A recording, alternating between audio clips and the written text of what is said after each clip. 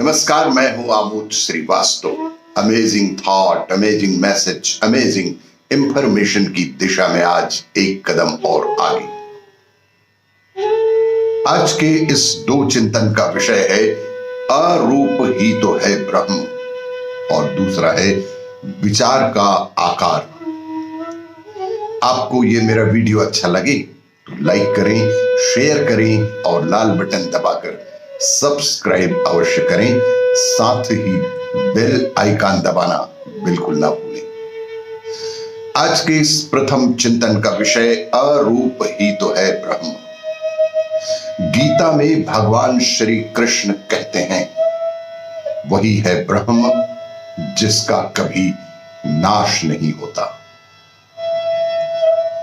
रूप का नाश है, अरूप का नाश नहीं, और अरूप ही तो ब्रह्म है। ऐसा सच्चिदानंद विनाश जिसका नहीं होता, वही ब्रह्म है। ऐसा सच्चिदानंद जिसका कभी भी विनाश नहीं होता, वही तो ब्रह्म है। असल में जहां जहां रूप है, दरअसल में जहां जहां रूप है वहां वहां मृत्यु होगी, क्योंकि एक रूप दूसरे रूप में अवश्य ही बदलेगा, और जहां जहां रूप है वहां वहां विनाश भी होगा। विनाश होगा तो पीड़ा भी होगी, बीमारी भी होगी, संताप भी होगा, चिंता भी होगी और दुख भी होगा। हम एक रूप को पकड़ लेंगे, फिर दूसरा रूप आएगा। हम बचपन को पकड़ लेंगे, फिर जवानी आने लगेगी तो बचपन का रूप नष्ट होगा, और जब बचपन का रूप नष्ट होगा फिर बच्चे को पीड़ा होगी। वह तकलीफ में पड़ेगा। पश्चिम के मनोविज्ञान के अनुभव के आधार पर वह जो एडोलसेंस है, वह जो एक उम्र है 10 साल से 14 साल के बीच की, वह बड़ी ही पीड़ादायक होती है, क्योंकि बच्चा छोड़ नहीं पाता अपने पुराने फॉर्म को, अपनी पुरानी आकृति को, और नई आकृति उसमें बनने लगती है। तो वह काम बच्चों जैसा ही करता है और अकड़ बड़ों जैसी भी दिखाता है। एक ही शरीर में दो तरह के रूप दिखने लग जाते हैं। यह बड़े लोगों को भी, मां बाप को भी समझ में नहीं आता। दोनों बातें एक साथ करने लगता है बच्चा। पुराना रूप भी उससे छोड़ा नहीं जाता, तो अपनी मां की साड़ी का पल्लू पकड़कर भी घूमना चाहता है, और मां अगर जरा डांट दे तो वह पूरा सिर ऊंचा उठाकर खड़ा भी हो जाता है। तब बाप की ऊंचाई का हो जाता है, और मां के सामने घूर कर देख ले तो मां भी घबरा जाती है, और ये दोनों उसमें होते ही हैं। इसीलिए भगवान श्री कृष्ण ने कहा है कि जो अरूप है वही तो ब्रह्म है। आज के इस दूसरे चिंतन का विषय है विचार का आकार। प्रत्येक विचार का एक आकार है, और आपके भीतर प्रतिपल आकार बदलते रहते हैं। आपके चेहरे पर भी आकार छप जाते हैं।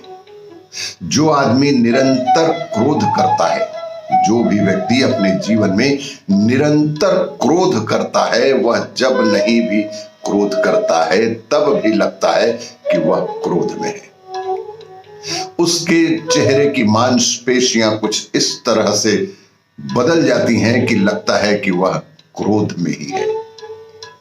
वह निरंतर क्रोध की जो आकृति है, उसके चेहरे पर स्थायी भाव बन जाती है, और फिर चेहरा उसको छोड़ता नहीं, क्योंकि चेहरे को पता है कि कभी भी अभी थोड़ी देर में फिर जरूरत पड़ जाएगी, और वह उस क्रोध वाले चेहरे को बिल्कुल पकड़े रखता है। जस्ट टू बी इफिशिएंट, कुशल होने की दृष्टि से।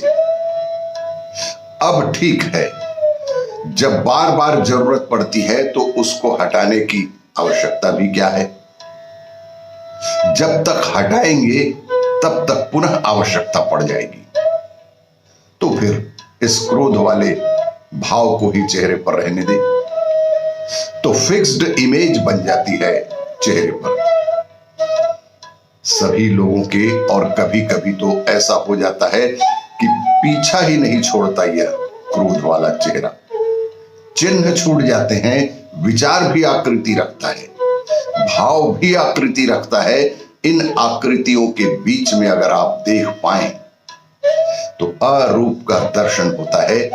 दो विचार के बीच में खड़े हो जाएं, दो विचार के बीच में झांक लें, दो विचार के बीच में जो खाली जगह छूटे, स्पेस बने, उसमें डूब जाएं और आपको अरूप का दर्शन हो जाए।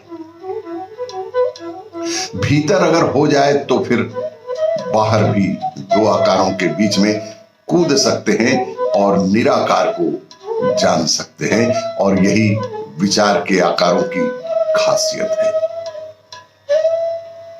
आपको यह मेरा वीडियो अच्छा लगे तो लाइक करें, शेयर करें और लाल बटन दबाकर सब्सक्राइब अवश्य करें। धन्यवाद।